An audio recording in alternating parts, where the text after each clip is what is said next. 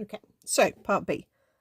And we do have to evaluate the integral that we had in part A, giving our answer correct to 3 decimal places.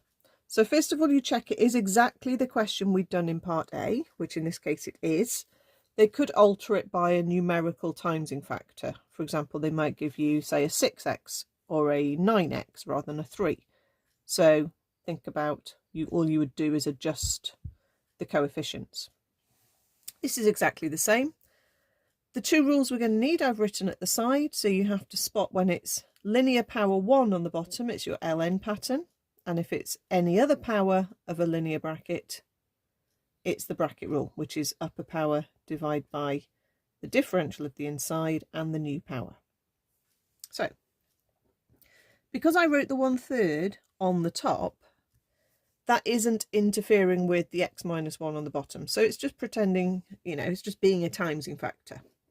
So we've got 1/3 ln of x minus 1, and the differential is just a 1. So it's over 1.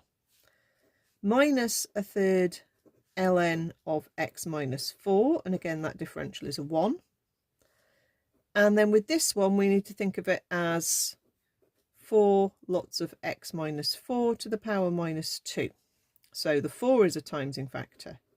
The x minus 4 goes up to power minus 1. We divide by the new power and the differential of the inside.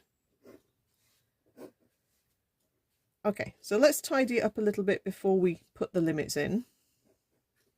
I'm actually going to take the 1/3 as a common factor with these logs and join my logs together. It's going to save a little bit of time in a minute.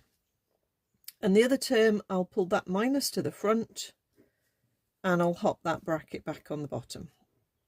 So that's the same as that more complicated looking term there. Okay, so you didn't need to do the joining of the logs there if you didn't want to, but it's going to save a bit of time here. So show your limits going in. So 7 minus 1 is 6, 7 minus 4 is 3. 7 minus 4 there is 3. Minus, and then put the lower limit in. 5 minus 1 is 4. 5 minus 4 is 1. Okay, so we've got 1/3 ln 2, take away 4/3, take away 1/3 ln 4, and then minus minus makes a plus 4. Okay, I'm just automatically doing it as exact form, but the answer did say correct to decimal places, so you could just go for your calculator immediately. Okay, I think I'll just carry on with my logs tidying up just to demonstrate that method. 1/3 ln 2 minus 1/3 ln 4. Again, take the 1/3 as a common factor. ln 2 take away ln 4. You can join together. On the calculator, I can work out 4 minus 4/3, which is 8/3. So in exact form, it's 1/3 ln a half plus 8/3. But as an answer to however many decimal places, okay, we've got 1/3 times ln a half,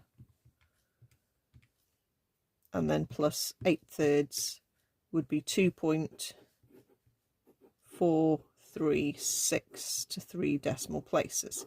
So hopefully now we can check this against the very first version of the question we had. So not even the partial fractions version, type in the exact first question.